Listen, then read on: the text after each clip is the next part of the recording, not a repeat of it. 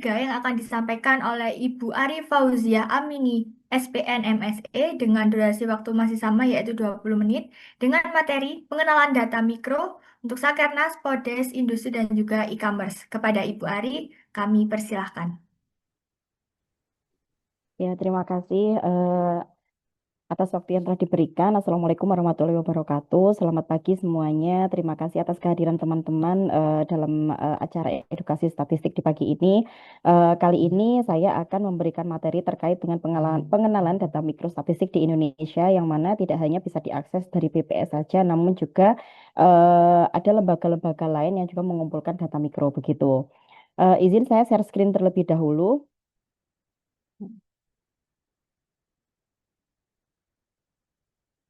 Hmm. Ya,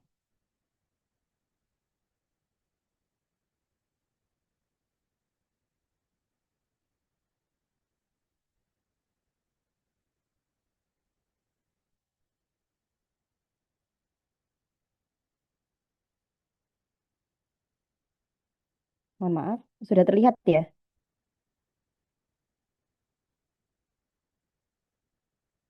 Loh, halo. Sudah terlihat kah, teman-teman? Untuk PPT-nya belum. Oh, oke, oke, oke, oke. Ya, ya, ya. Bentar, bentar, bentar, bentar. Bentar.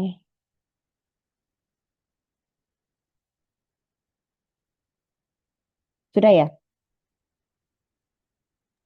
Sudah, Ibu. Baik. Eh, dalam kesempatan pagi ini, saya akan mencoba untuk sharing terkait dengan data mikrostatistik di Indonesia, yang mana di sini apa namanya data yang akan saya perkenalkan yaitu terkait dengan data Sakernas, Susenas, Podes, dan juga survei industri begitu. Nah, lalu apa aja yang akan kita bahas dalam sesi pagi ini? Gitu. Yang pertama adalah konsep dari data mikro itu sendiri. Apa itu data mikro? Lalu apa perbedaannya dengan data agregat? Terus kemudian yang kedua adalah bagaimana data dihasilkan terkait dengan siklus survei, sampel dan pembobotannya. Lalu kemudian ada mengenal dataset utama, yaitu dalam sesi kali ini saya akan memperkenalkan teman-teman kepada dataset Sakernas, Susenas, Podes, dan juga survei industri, dan mungkin nanti juga beberapa apa namanya beberapa data dari FLX dan juga data dari DHS gitu yang juga akan saya perkenalkan. Lalu kemudian ada juga terkait dengan unit analisis dan juga bobot. Lalu bagaimana cara mengakses data?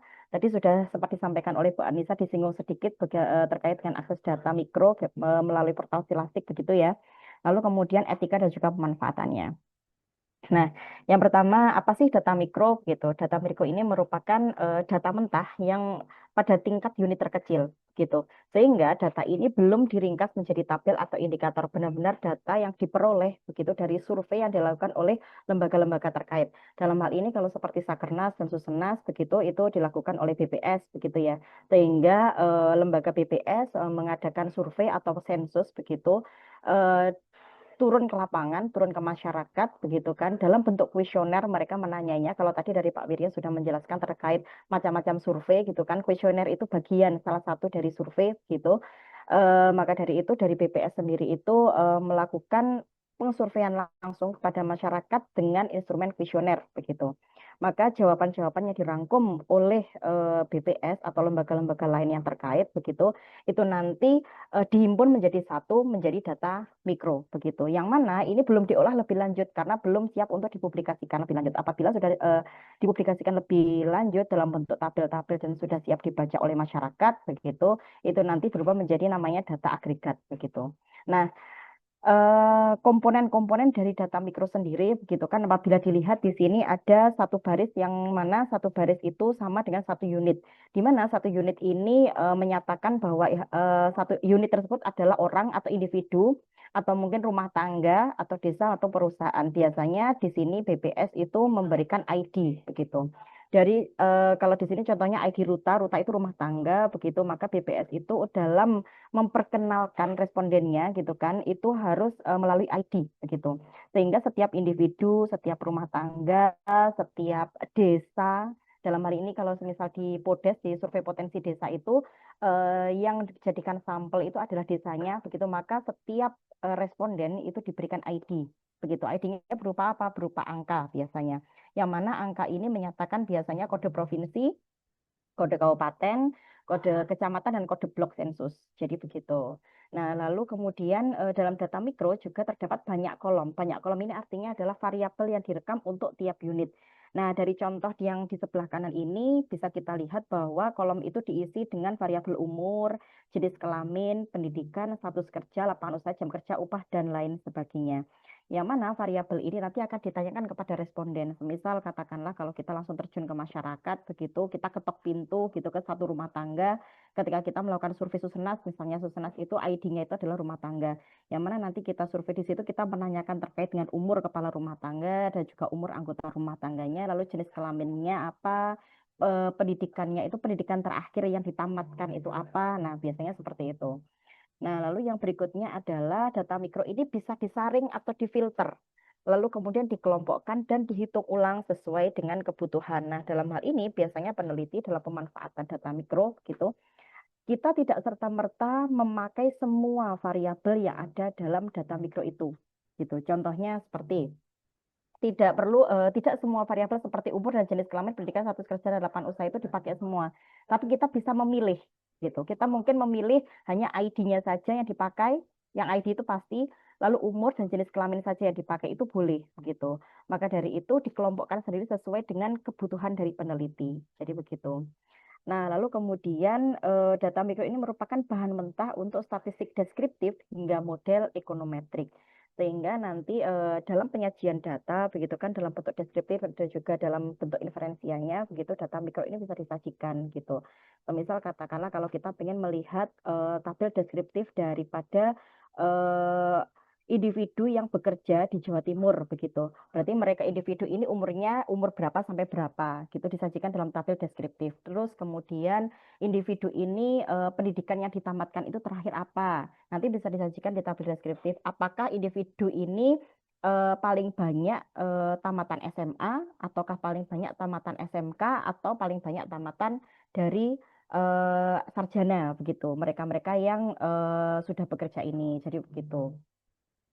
Lalu saya lanjutkan. Nah, membedakan dua jenis data. Yang pertama data agregat dengan data mikro. Data agregat, mohon maaf, data agregat ini adalah data yang kemudian sudah diolah menjadi ringkasan, misalnya seperti tingkat pengangguran terbuka Jawa Timur di bulan Agustus 2024, yang mana tingkat pengangguran terbukanya itu sebesar 4,1%. Yang mana data agregat ini biasanya bisa diperoleh, kalau misalnya ini kita membicarakan BPS, begitu, bisa diperoleh melalui websitenya BPS langsung atau melalui publikasi-publikasi dari BPS, gitu. Jadi BPS gitu kan sebagai lembaga gitu kan menyaring data-data mikronya gitu kan, mengolah data-data mikronya lalu mengagregasikan data mikro tersebut untuk kemudian dipublikasikan dalam bentuk angka yang sudah siap pakai dan bisa langsung dibaca oleh masyarakat umum. Nah, itu merupakan data agregat. Jadi data-data yang biasanya teman-teman baca di websitenya BPS gitu kan. Semisal seperti contohnya tadi TPT seperti kan, atau TPAK kayak gitu, itu merupakan data agregat gitu kan. Data agregat itu diperoleh dari data mikro seperti yang sudah sempat disinggung oleh Bu Anissa. Nah, data agregat ini cocok untuk pelaporan dan publikasi. Namun sifatnya kaku karena tidak bisa dipecah lebih detail. Karena ya udah, karena memang datanya itu langsung TPT, ya udah hanya TPT aja. Kita tidak bisa memecah komponen-komponen apa dalam TPT, terus pengolahan dari TPT itu seperti apa. Karena memang datanya sudah jelas. Angkanya sudah jelas 4,1%, ya sudah 4,1% itu yang kita pakai. Jadi begitu. Nah, kalau data mikro seperti apa? Data mikro ini data mentah per unit yang kita maksud tadi adalah individu atau rumah tangga atau desa ataupun perusahaan. Yang mana datanya itu belum diringkas. Jadi datanya itu kecil-kecil. Datanya itu kecil-kecil, masih mentah, masih banyak sekali, apalagi kalau kita membicarakan data-data sensus gitu kan. Sekarang sedang berlangsung sensus ekonomi, yang mana sensus ini biasanya dilakukan 10 tahun sekali. Datanya itu luar biasa besar gitu. Terus lalu yang kedua itu data Susenas itu juga luar biasa besar dan memang kita sendiri kita bisa meringkasnya sesuai dengan kebutuhan kita. Jadi begitu. Yang mana belum diringkas ini wujudnya adalah contohnya itu banyak ribuan baris individu. yang mana kita bisa menghitung TPT sendiri. Jadi tidak memakai perhitungannya BPS yang sudah siap dipublikasikan, tapi kita juga bisa menghitung sendiri langsung melalui dari data mikro tersebut. Begitu. Maka dari itu sifatnya fleksibel gitu kan. Nanti bisa kita filter dan kemudian hitung ulang. Lalu kita bisa mengcustom indikator-indikatornya. Jadi gitu. Kira-kira variabel mana aja sih yang mau kita pakai? Nah, kita bisa mengcustomnya. Begitu. Nah, tapi data mikro ini perlu diolah dan butuh keterampilan dalam mengolahnya. Karena begini, mengcustom indikator itu tidak boleh sembarangan, begitu.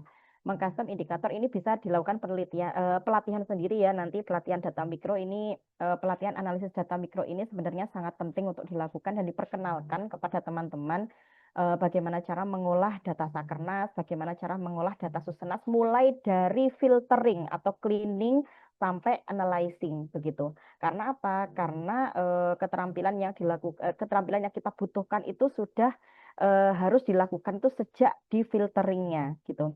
Karena datanya banyak dan datanya sangat kecil gitu kan, maka dalam hal cleaning gitu kan, kita harus jeli dan kita harus tepat gitu. Agar apa? Agar tidak bias nantinya ketika kita menganalisisnya. Jadi begitu. Kalau data agregat tadi kita tinggal mengumpulkan data lalu kita olah, langsung kita analisis. Kalau data mikro tidak. Data mikro kita harus mengcleaning dulu datanya sesuai dengan kebutuhan penelitian kita. Karena tidak semua variabel kita gunakan untuk penelitian kita. Kita bisa mengcustom indikatornya itu mana aja yang mau kita pakai. Nah, itu dia yang harus kita cleaning gitu kan, harus kita bentuk, harus kita konstruk dari data yang sudah kita clean dan sudah kita konstruk tersebut. Nantinya gitu kan akan lanjut ke konteks analisisnya. Jadi begitu. Sehingga intinya gitu kan diberi notes bahwa agregat itu memberi jawaban yang sudah jadi, sedangkan mikro memberi bahan untuk menjawab pertanyaan riset kita sendiri. Karena terkadang gitu kan seperti yang tadi disampaikan oleh Bu Anissa sebelumnya, bahwa untuk skripsi yang lebih lanjut gitu kan, dan kita biar tidak itu-itu aja dengan variabel yang juga itu-itu aja yang dari dulu sampai hari ini variabelnya juga sudah ada gitu kan, maka kita konstruk variabel sendiri melalui data mikro. Jadi begitu. Nah, lalu mengapa data mikro penting? Karena di sini ada disagregasi, yang mana kita bisa memecahnya, seperti yang tadi sudah disampaikan di awal, menurut umur, gender atau jenis kelamin, wilayah, sektor, atau kelompok manapun. Semisal kita mau meneliti membandingkan comparison antara Pulau Jawa dan pulau-pulau di luar Jawa begitu. Kita bisa meneliti tersebut melalui data mikro gitu kan, dengan memecahnya berdasarkan wilayah. Jadi nanti di bagian filtering atau cleaning itu tadi, kita sudah harus membreakdown wilayah mana yang mau kita teliti dan yang kita jadikan perbandingan. Lalu kemudian indikatornya bisa di custom, membangun ukuran yang belum tersedia dalam publikasi resmi. Seperti yang sudah sempat saya singgung bahwa di publikasi resmi itu variabelnya itu aja, begitu. Indikatornya ya udah itu aja yang dipublikasikan, begitu. Tapi sebenarnya kalau dalam rangka penelitian sebenarnya kita itu bisa mengkonstruk indikator-indikator baru gitu. Dan itu yang kemudian malah nanti akan memperkaya penelitian kita, karena indikator-indikator baru yang kita custom dari data mikro inilah yang kemudian bisa menjadikan kebaruan penelitian kita. Jadi begitu, karena belum pernah dipublikasikan secara resmi oleh lembaga yang lain. Kita yang mempublikasikannya melalui penelitian kita sendiri. Begitu.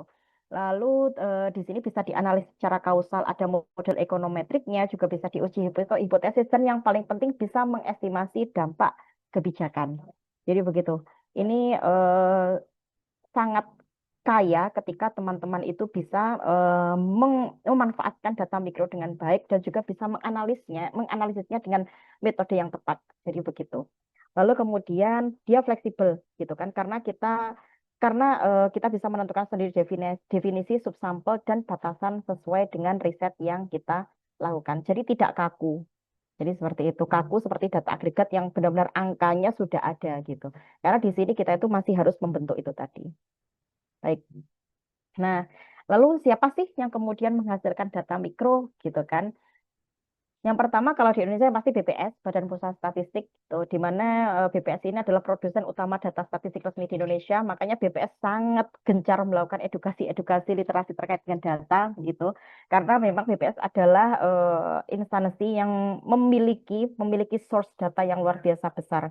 Di mana BPS ini juga merupakan penyelenggara sensus dan survei nasional yang menjadi sumber sebagian besar data mikro yang akan kita bahas seperti Sakernas, Susenas, Podes, survei industri, sensus pertanian, survei e-commerce, dan lain sebagainya. Begitu. Nah, produsen lain yang relevan itu juga ada kementerian atau lembaga yang lain. Biasanya Kemenaker, Kemenperin, mereka juga pasti punya. Begitu. Namun mungkin tidak sebesar BPS dan mungkin tidak serutin BPS. Jadi begitu. Kalau BPS itu kan per tahunnya selalu ada, per 10 tahunnya juga pasti ada sensus begitu ya. Lalu kemudian ada juga Bank Indonesia. Lalu ada IFLS atau RAN, nanti saya akan coba tunjukkan seperti apa websitenya IFLS dan atau RAN dan bagaimana teman-teman nanti bisa mengakses datanya. Dan juga lembaga internasional yang lain tadi juga sempat disinggung oleh Bu Anissa, begitu kan. Nah, kalau biasanya survei, kalau data mikro itu biasanya saya memakai DHS. Begitu nanti juga coba akan saya share terkait dengan websitenya, begitu. Nah, lalu bagaimana data survei ini dihasilkan?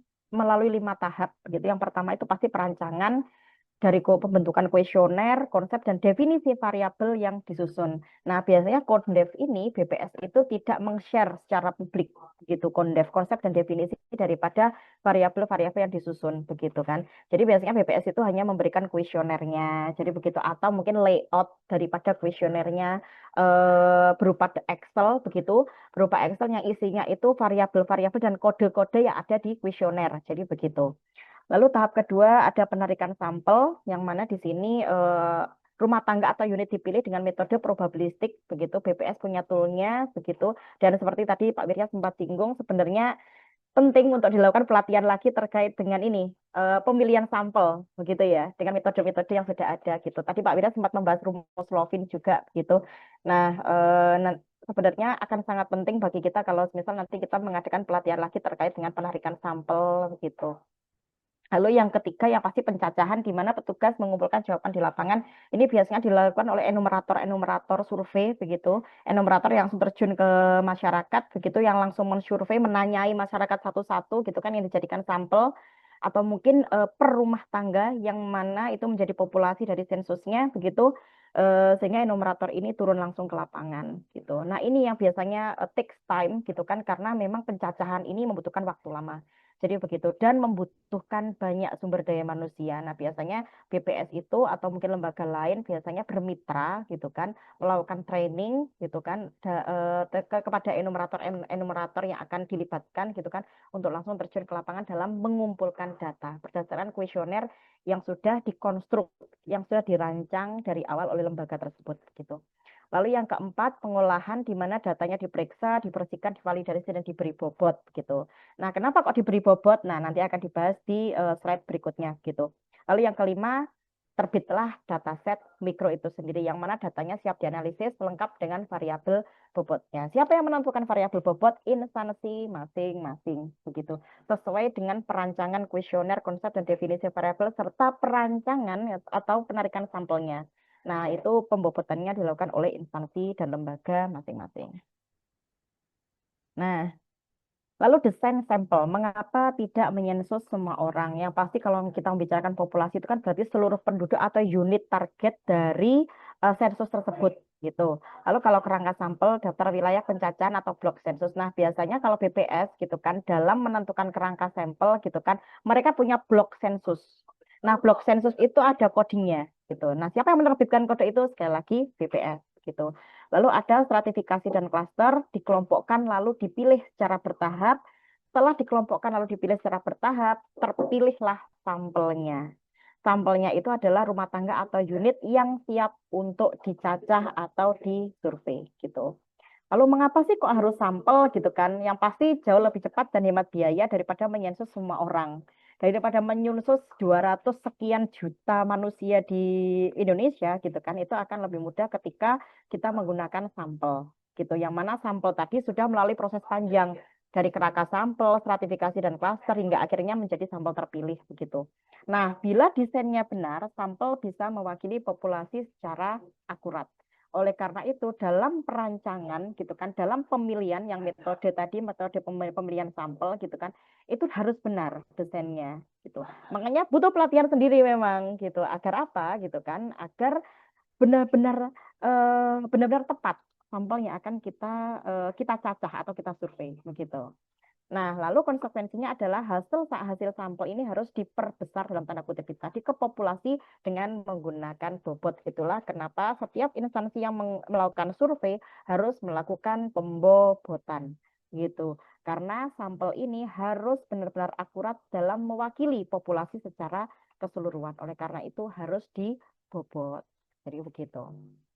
Nah, lalu unit analisis apa yang jadi baris data? Kalau Sakernas itu yang pasti individu, kalau Susenas rumah tangga, kalau Podes wilayah atau desa. Nah, biasanya kalau survei industri ini perusahaan yang menjadi unit analisisnya atau yang menjadi respondennya, sampelnya gitu kan. Respondennya itu adalah kalau Sakernas itu individu, Susenas rumah tangga, Podes wilayah atau desa, kalau survei industri perusahaan. Next. Nah, ini adalah bentuk fisik datanya. Kurang lebih seperti ini. Saya tadi sebenarnya mau membukakan contoh di tata saya gitu kan.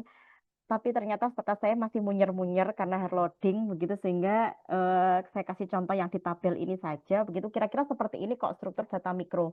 Jadi yang pertama ada ID-nya gitu kan, lalu ada nomor rumah tangga, ID rumah tangga gitu kan. Satu rumah tangga itu bisa terdiri dari 3 sampai 4 orang begitu, maka dari itu harus ada nomor anggota rumah tangga.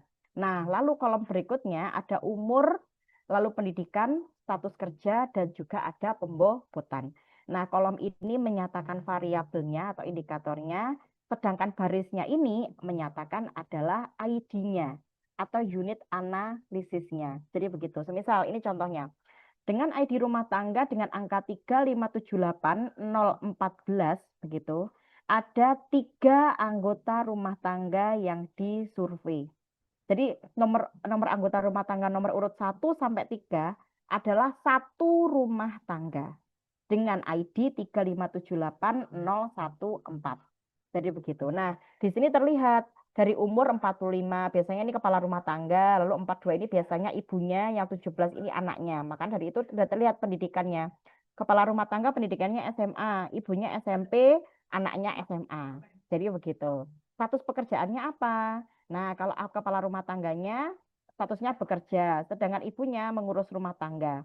Sedangkan anaknya yang umur 17 tahun yang SMA ini dia masih dalam status sekolah. Jadi, jadi begitu. Dan seterusnya. Bawahnya ini sudah ganti ID rumah tangga menjadi angka 021. Ini sudah beda rumah tangga dari yang di atas. Nah, di sini yang terekam hanya satu saja. Unit analisisnya. Jadi anggota rumah tangga yang terekam satu. Jadi gitu.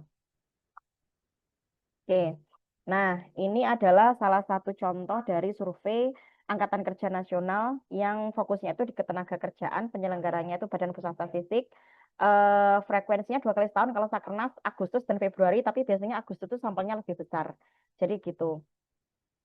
Ini adalah variabel kuncinya, kegunaannya begini. Saya next saja. Yang kedua adalah Susenas, Survei Sosial Ekonomi Nasional. Fokusnya itu di kesejahteraan, biasanya di konsumsi. Jadi itu terekam dalam Susenas, begitu kan penyelenggaranya, lagi BPS, dan lain sebagainya. Saya next dulu. Lalu ini adalah Podes, pendataan potensi desa. Nah, fokusnya biasanya di potensi wilayah. Teman-teman yang biasanya memakai metode spasial ekonometrik biasanya memakai data ini untuk data mikronya, begitu. Karena kan ini membicarakan terkait dengan potensi wilayah, di mana variabel kunci dari Podes ini sendiri adalah infrastruktur, fasilitas pendidikan dan kesehatan, ada sarana ekonominya, ada kondisi geografisnya, ada kemudian indikator bencana, apakah wilayah tersebut berpotensi terkena bencana atau tidak gitu. Nah, itu terekam dalam data Podes. Nanti nextnya ini saya rencananya juga akan melakukan penelitian terkait dengan apa namanya struktur ketenaga kerjaan melalui dengan data Podes, data mikro ini dengan menggunakan metode spasial ekonometrik. Nanti akan coba saya tunjukkan outline penelitian saya nanti akan seperti apa. Lalu kemudian ada survei industri besar dan sedang, IMK besar dan IMK kecil. Nah, ini biasanya untuk teman-teman yang ranahnya di sektor industri. Bu Raras nanti bisa menjelaskan lebih lanjut karena Bu Raras ini kepakarannya terkait dengan ekonomi industri. Biasanya beliau menggunakan data ini dalam penelitiannya. Jadi begitu. Nah, ini dataset lain yang perlu dikenal. Adapun dataset lain yang perlu dikenal itu ada yang pertama ada sensus penduduk itu yang 10 tahun sekali, lalu sensus pertanian 10 tahun sekali, terakhir kemarin tahun 2023, mungkin nextnya 2033 akan ada sensus pertanian lagi, 2030 akan ada sensus penduduk lagi, yang sekarang sedang berjalan 2026 adalah sensus ekonomi yang mana itu sudah dilakukan 10 tahun yang lalu 2016. Lalu ada juga IFLS, panel longitudinal dari RAN. Jadi gitu. Nah, ini juga nanti bisa teman-teman manfaatkan. Untuk IFLS ini sendiri gratis biasanya datanya. Teman-teman perlu register aja di websitenya. DHS pun juga gratis. Teman-teman bisa apa namanya mengakses data mikronya. Bahkan kalau DHS itu data mikro seluruh negara. Jadi gitu. Kalau IFLS ini Indonesia saja.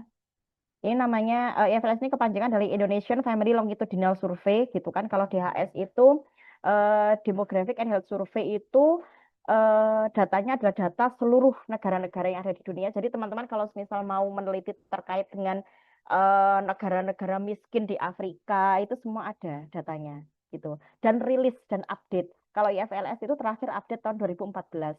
Sebenarnya masih sangat relevan untuk diteliti data IFLS itu karena apa? Karena walaupun terakhir tahun 2014, namun banyak hal yang masih bisa ditemukan di data-data IFLS. Jadi begitu. Itu sebenarnya menarik sekali. Beberapa waktu yang lalu saya sempat membaca publikasi artikel gitu kan, dan dia masih menggunakan data IFLS tahun 2014, yang mana artikelnya itu masih dipublikasikan di tahun 2025. Sehingga data IFLS ini masih sangat relevan untuk digunakan walaupun dia terakhir 2014. Jadi begitu. Sedangkan DHS itu update sampai tahun 2025 ini sangat update sekali. Jadi gitu. Nah, ini adalah matriks perbandingan datasetnya. Sakernas individu frekuensinya 2 tahun sekali, dua kali dalam setahun, sampelnya nasional, fokus utamanya ke tenaga kerjaan dan lain sebagainya. Saya next lagi. Nah, ini bobot survei, kunci estimasi yang benar. Apa itu bobot gitu kan? Karena data hanya sampel, tadi sudah sempat saya jelaskan bahwa setiap unit mewakili banyak unit lain di populasi. Bobot adalah faktor pengali yang memperbesar sampel dalam tanda kutip menjadi estimasi populasi. Ini diilustrasikan bahwa satu responden dengan pembobotan 400 ini mewakili sekitar 400 orang di populasi. Maka dari itu metode pengumpulan sampelnya harus benar, pembobotannya juga harus tepat sehingga sampel yang kita cacah atau kita survei itu benar-benar bisa akurat dalam mewakili populasi gitu. Nah, lalu kenapa sih kok bobot itu penting gitu kan? Karena statistik yang dihitung tanpa bobot bisa bias gitu atau tidak mencerminkan populasi yang sebenarnya. Lalu gunakan prosedur survei atau misalnya ini kalau dalam stata ini yang lumrahnya itu ada shift set atau shift gitu kan agar estimasi dan standar error benar. Beda instrumen biasanya beda prosedurnya gitu kan. Kalau stata ini dicontohkan stata ini ada shift set dan shift gitu. Lalu aturan praktisnya selalu cek keberadaan variabel bobot sebelum menghitung apapun. Kita harus mengecek apakah kemudian data mikro yang kita gunakan sudah ada variabel bobotnya atau belum. Biasanya kalau BPS itu sudah ada. Jadi mereka itu sudah langsung merilis variabel weight-nya. Jadi begitu. Oleh karena itu kita nanti kalau misalnya menggunakan data mikro dari BPS, kita tinggal clearing atau filtering indikator-indikator apa yang mau kita gunakan. Jadi gitu. Karena apa? Variabel bobotnya sudah disediakan oleh BPS. Nah, kalau misal kita mau memakai DHS atau YFLS, kita harus cek gitu kalau sudah ada bobotnya atau belum. Nah, kalau misal tidak ada bobotnya, maka kita wajib gitu mengestimasinya. Jadi gitu. Nah, ini adalah format data dan alat pengolahan. Biasanya ada format format data yang umum, DTA, SAV, CSV atau kemudian Excel, ada juga DBF. Biasanya kalau dari BPS itu memberinya DBF gitu. Kalau biasanya BPS itu menggunakan DBF sebagai format data yang akan mereka keluarkan atau mereka rilis gitu untuk data mikronya. Nah, dari DBF itu kita sendiri yang akan mengubahnya ke bentuk DTA atau SAV atau CSV sesuai dengan alat atau instrumen yang akan kita pakai. Karena saya biasanya menggunakan Stata, maka biasanya data dari BPS itu saya ubah menjadi DTA. Jadi begitu. Tergantung kebutuhan dari peneliti. Jadi begitu ya kira-kira. Nah, cara mengakses data mikro. Kalau data agregat siap pakai seperti yang sudah dijelaskan Bu Anissa, saya sudah tidak perlu menjelaskan lagi. Kalau yang data mikro, melalui website Silastik, silastik.bps.go.id, di mana teman-teman nanti harus registrasi, lalu mengajukan permintaan, memenuhi syarat-syaratnya terlebih dahulu, lalu melalui proses verifikasi dari BPS, baru kemudian datanya bisa dirilis oleh BPS. Nah, biasanya kalau data mikro BPS berbayar. Jadi begitu. Nah, berapa harga datanya tergantung besarnya surveinya atau tergantung besarnya data sensusnya gitu. Biasanya kalau yang agak mahal itu memang data Susenas. Kalau kita memang mau ambil banyak variabel gitu kan, karena data Susenas itu sangat-sangat besar. Jadi begitu. Biasanya yang murah itu data e-commerce, survei e-commerce itu datanya kecil, atau survei industri itu lumayan datanya kecil. Jadi begitu. Podes datanya juga lumayan kecil. Tapi kalau kita sudah beralih ke Susenas, Sakernas, itu datanya memang agak lebih mahal karena memang bobot datanya, berat datanya aja lebih besar. Jadi begitu. Apalagi sensus itu lebih mahal lagi. Jadi begitu kira-kira. Nah, kalau data non BPS misalnya seperti IFLS bisa langsung diakses melalui websitenya. Nanti akan saya share begitu websitenya seperti apa dan bisa diakses secara gratis. Cuman yaitu kekurangannya adalah kalau IFLS datanya terakhir rilis itu tahun 2014. Jadi begitu. Nah, lalu menghubungkan ke riset, memetakan data ke tema penelitian. Kalau teman-teman mau melakukan penelitian terkait dengan ketenaga kerjaan, maka teman-teman bisa menggunakan Sakernas. Kalau teman-teman mau meneliti terkait dengan kemiskinan dan kesejahteraan, begitu, teman-teman bisa menggunakan Susnas. Lalu kemudian kalau semisal pembangunan dan ketimpangan wilayah bisa menggunakan Podes dan lain sebagainya. Ini kalau semisal survei industri biasanya kalau teman-teman ingin meneliti terkait dengan produktivitas dan struktur industri. Jadi begitu. Nah, maka dari itu teman-teman harus paham dulu mau apa penelitiannya gitu loh. Penelitiannya teman-teman itu mau dibawa ke arah mana.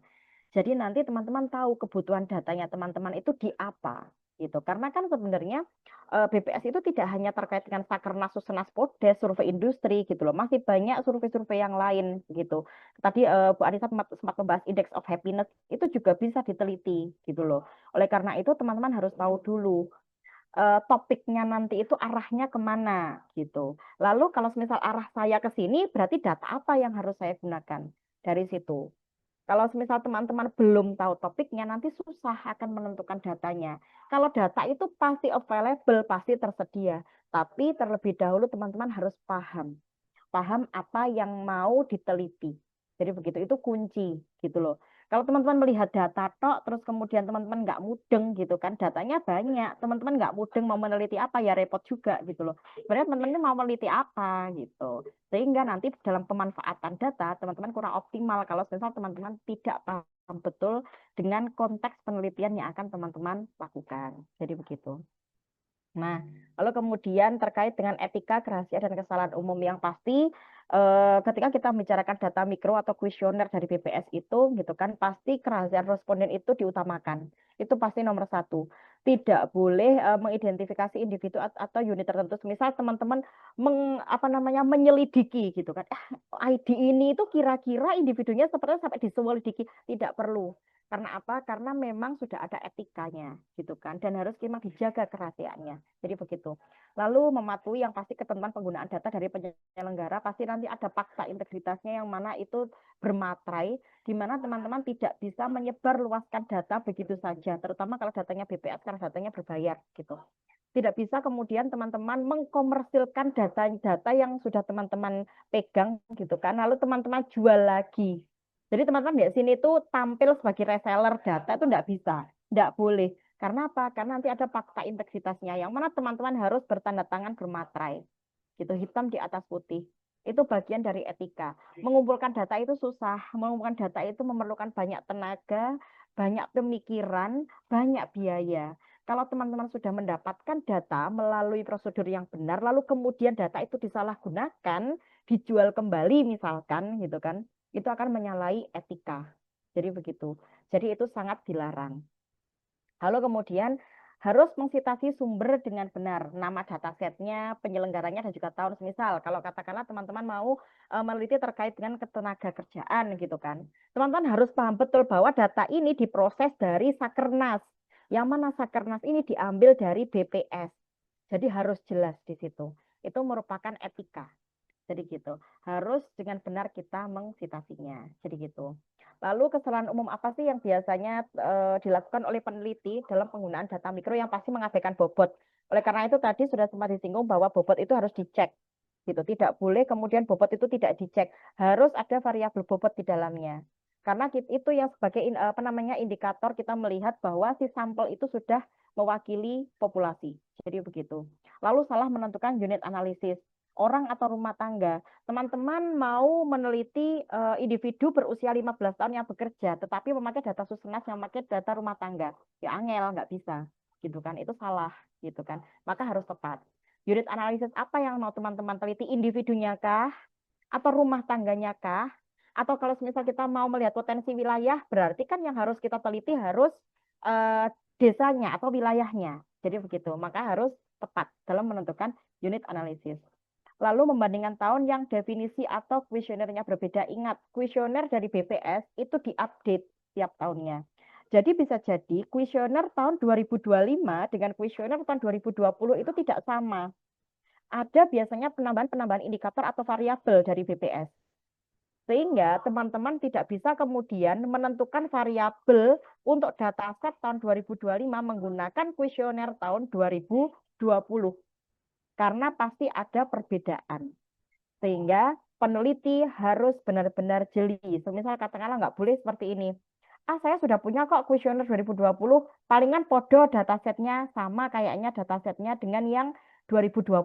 Kuesionernya pasti sama. Tidak, tidak sama. Oleh karena itu, teman-teman harus melihat. Kalau teman-teman memang menggunakan dataset 2025, kuesionernya yang harus dipakai harus 2025. Jadi begitu. Lalu kesalahan umum berikutnya adalah overinterpretasi hasil sampel sebagai kepastian mutlak. Nah, ini yang tidak boleh. Gitu. Ketika kita meneliti, kita tidak bisa menyimpulkan bahwa ujiku iki mutlak pasti benar seperti ini. Nah, tidak boleh seperti itu. Maka dari itu, dari kesalahan-kesalahan umum seperti ini, teman-teman harus jeli, harus teliti, gitu kan, harus benar-benar paham konteksnya. Konteks penelitiannya mau dibawa kemana, data yang diperlukan seperti apa, dan jenis indikator apa yang dibutuhkan untuk penelitiannya teman-teman. Jadi begitu. Oke, saya stop share. Saya akan mencoba apa namanya menunjukkan websitenya IFLS dan juga DHS ya. Oke. Mm, mm, mm, mm, mm. Bentar.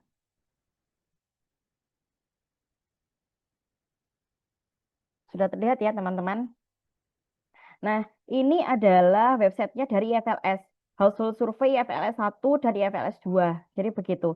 Nah, teman-teman, biasanya dari sini ini teman-teman akan diarahkan. Di sini ada fitur-fitur di kiri ini, gitu kan, kalau IFLS. Kalau teman-teman mau mendownload data itu hanya perlu register saja. Misal seperti ini. Nah, jadi teman-teman harus register dulu untuk bisa mendownload datanya. Jadi gitu. Tapi gratis, yang pasti gratis kalau IFLS.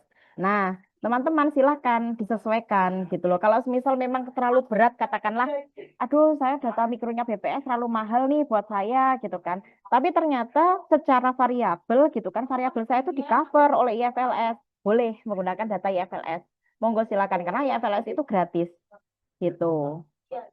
Jadi teman-teman baca term on condition-nya. Jadi di sini teman-teman bisa agree and register begitu. Nah nanti silakan diikuti step by step-nya. Jadi begitu kira-kira. Nah mengisi ini ya. Jadi gitu. Saya nggak akan apa namanya mesimulasikan sekarang gitu kan karena kan waktunya sudah sangat mepet. Lalu saya beralih kemudian ke DHS. Nah ini adalah salah satu kuesioner daripada DHS. Household Women's and Men's Demographic and Health Survey Methodology. Yang mana kalau nggak salah ini negara apa ya? Saya agak lupa. Oh, sorry, ini untuk semua negara. Kuesionernya seperti ini. Kuesionernya seperti ini, kalau saya boleh memperlihatkan. Kalau teman-teman, kalau kuesionernya BPS itu bisa diunduh di Silastik ya. Kalau ini DHS bisa diunduh seperti ini. Kalau jenis, maksudnya penampakan dari kuesionernya. Jadi seperti ini. Nah, kalau semisal teman-teman, nah ini. Ini adalah apa namanya DHS model kuesioner. Nah, bisa di-download dari sini. Jadi teman-teman explore aja websitenya DHS. Nah, datanya seperti apa sih? Datanya banyak kalau DHS itu. Nah, ini survei dataset files. Jadi kayak gini, ini banyak sekali ini datanya. Ini jenis datanya ini. Nah, ada seperti ini, ada yang data SAV, ada yang data DTA, jadi begitu. Nah, banyak sekali tinggal download aja kalau di HS. Sangat mudah gitu. Nah, kemudian sorry using data. Oh, sorry, sorry. Ini nih. Nah, DHS program survei update yang mana di sini semua negara ada. Ini ongoing survei, jadi mereka sedang, ini survei yang sedang mereka jalankan di negara Burkina Faso, Kongo, Guinea, Kenya, Niger, Nigeria, dan lain sebagainya. Lalu dataset yang sudah siap, dan ini recently release. Ini yang baru saja dirilis oleh DHS, begitu. Ethiopia, Malawi, Rwanda, Uganda. Nah, kalau teman-teman pengen tidak hanya meneliti Indonesia, gitu kan, lebih kaya lagi, gitu kan. Biasanya kalau artikel-artikel Scopus itu biasanya kita itu dipaksa gitu kan untuk mengeksplor penelitian itu negara lain dan biasanya itu comparison dengan negara kita sendiri gitu kan bisa nih gitu kan karena DHS sudah ada gitu di DHS itu tercover semuanya datanya jadi teman-teman bisa mengaksesnya ini semua negara ada gitu kan nah ini dataset yang baru saja dirilis ini dataset yang sebentar lagi akan rilis gitu expected soon gitu negara-negara ini sebentar lagi akan dirilis monggo dieksplor sendiri. Jadi begitu. Nah, kira-kira penelitian seperti apa sih yang biasanya menggunakan data mikro? Ini coba saya contoh penelitian saya terkait dengan ini. Saya ini terkait dengan youth in employment education or training. Jadi ini adalah evidence dari Sakernas 2018. Yang mana ini adalah variabel-variabel saya tunjukkan sebentar.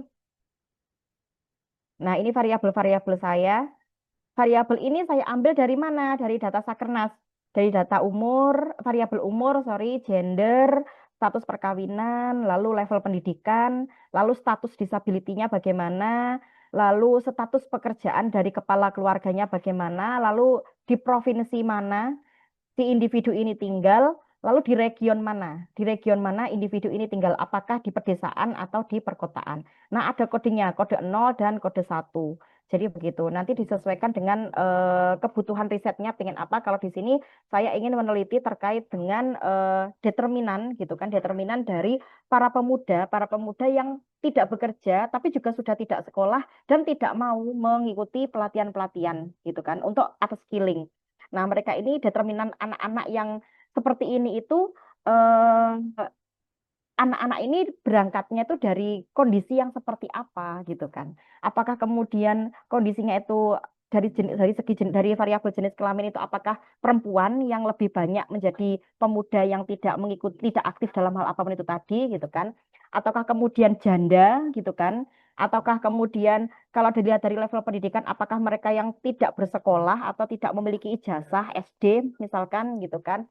Lalu kalau misal dilihat dari status disabilitasnya, apakah mereka individu ini yang cenderung menjadi pemuda yang inaktif ini tadi gitu kan? Apakah mereka yang menyandang disabilitas gitu kan?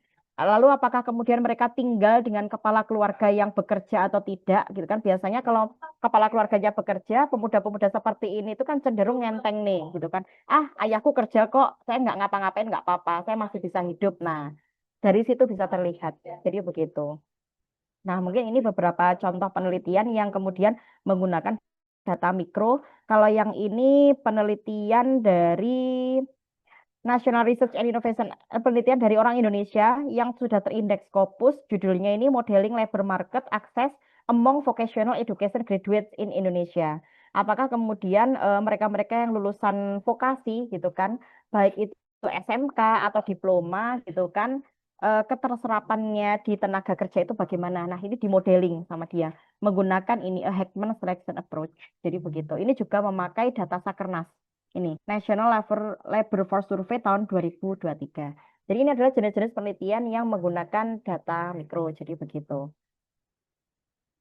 Kalau untuk penelitian saya yang selanjutnya, kalau untuk penelitian saya yang selanjutnya kurang lebih saya akan sorry sorry. Mohon maaf salah. Mm, mm, mm, mm, mm.